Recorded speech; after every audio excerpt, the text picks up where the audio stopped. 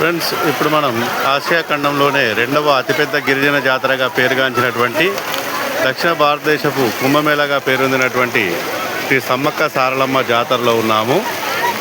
ఇక్కడి జాతర ప్రత్యేకత కోట్లాది మందిని ఏకం చేసేటువంటి మహాజాతర ఇది.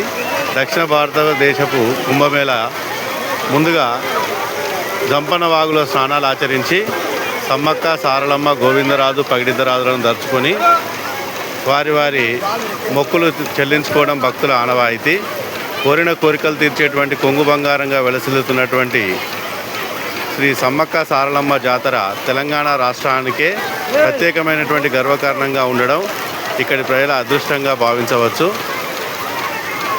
భజన కీర్తనలు, మధ్యల మూతలు, బైరాగుల కిన్నెరతత్వములు మరియు శివసత్తుల పూనకాలతో అత్యంత ప్రత్యేకంగా నిలిచేటువంటి జాతర ఇది.